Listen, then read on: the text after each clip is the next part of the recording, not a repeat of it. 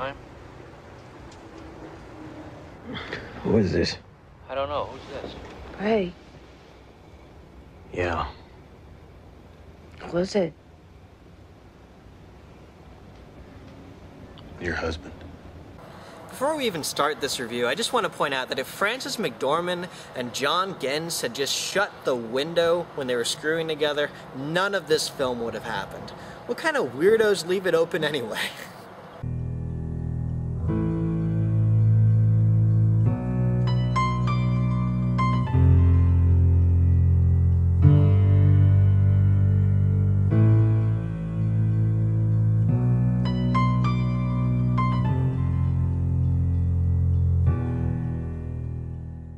Julian Marty, owner of a bar in Texas, discovers with the help of a detective, Lauren Visser, that his wife, Abby, is cheating on him. How long you watch her?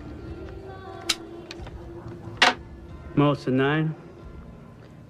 They'd rest every few minutes and they get started again. Understandably upset, the crime drives him to the point of madness and causes him to confront the two.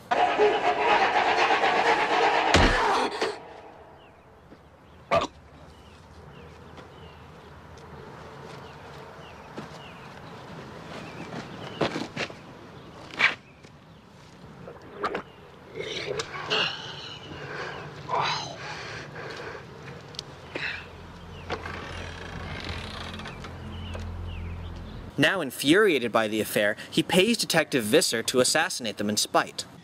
You want me to kill him?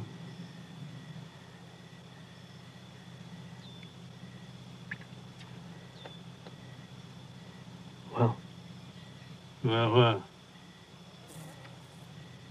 what do you think? you're an idiot. And that's all I want to give you about the story on this one, because like all great thrillers, the less you know, the more you'll love the show. It's one of those movies.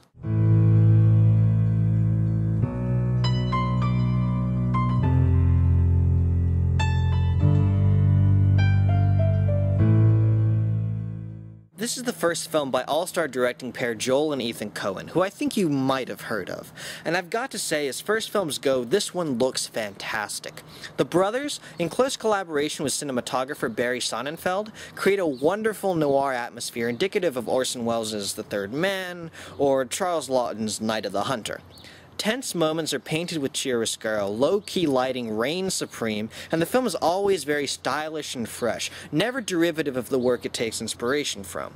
The setting of Texas as well gives the film a very desperate feel about it. Like the pseudo-fictional Northwest region they developed in their later film Fargo, Texas in Blood Simple is bleak, nihilistic, and almost lawless, as there are no police officers in the film.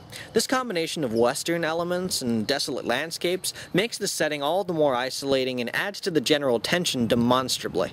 For the soundtrack, the brothers use a lot of somewhat forgettable synthesizer and piano tracks, but not in the places you'd expect. Music is played to build atmosphere during plotting sessions and dialogue, and then scrapped during the thrilling action and murder scenes. This style of silent suspense is a favorite of the brothers. It makes the action on screen seem more realistic and threatening.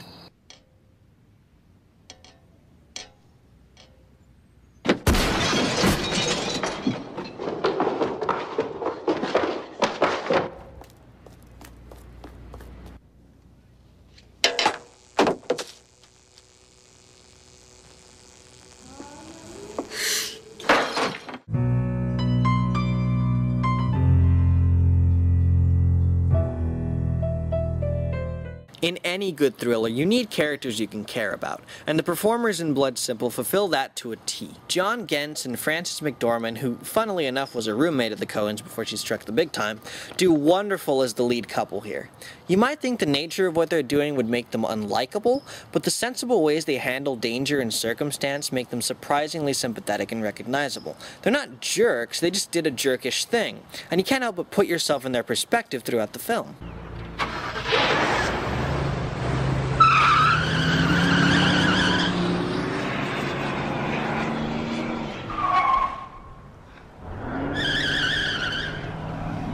Liked to see his face when he found the dead end. Dan Hedaya as Julian is equally fantastic. You feel his misguided passion and anger in his face and body language. This guy is pissed, murderously passionate about what he's doing, and for understandable reasons. And what's really going to be funny is when she gives you that innocent look and says, "I don't know what you're talking about, Ray. I ain't done anything funny. But the funniest thing to me right now is that you think that she came back here for you. That's what's fucking funny." But in my opinion, the most memorable role in the film goes to M. Emmett Walsh as Lauren Visser. This guy is so sick and devious, and yet so clever, ruthless, and unashamed about what he's doing that you fear and silently root for him at the same time. Give me a call whenever you want to cut off my head. I can always crawl around without it.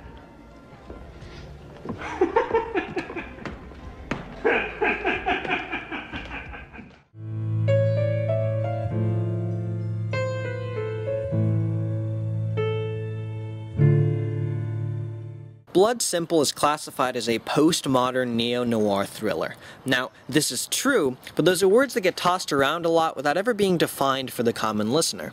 Neo-noir is the new wave of film noir. Duh. Film noir, from a writing perspective, is a term used to describe an attitude for dark subject matter, pessimistic fatalism, and moral ambiguity. And it has a long history in film all around the world, especially in the detective and crime fiction of the 40s and 50s. All of these noir qualities make an appearance in the narrative of Blood Simple, as well as many of the famous noir archetypes. For example, the jealous husband, the cheating wife, the detective for hire, the secret lover, etc. In this way, the film has a pulp fiction quality of pastiche to it, and beyond the wonderfully quirky Coen flair, feels like an homage to the films of this era. Aside from the referencing, Blood Simple also bolsters postmodernism in its tendency for individual experience and subjectivity. In more classic noir films, the audience was given time to follow one or two protagonists, usually anti-heroes, and gain sympathy for their plight or worldview. In neo-noir, especially Blood Simple, the plot as well as these characters is regularly up to interpretation. And, as we see in several events in the film, leads to certain characters confusing identity and reality in the way that postmodern fiction is famous for. You broke into the bar, and you wanted to get your money, and you and Marty had a fight and something. I don't know, wasn't it you?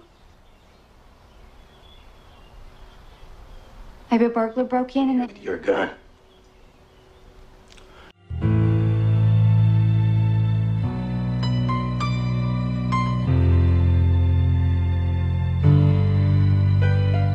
Blood Simple is a smart, well-paced, and atmospheric thriller. It's a must-see for any Coen fan and a great introduction for anyone unfamiliar with their work, or just looking for a good thrill ride. Give it a watch.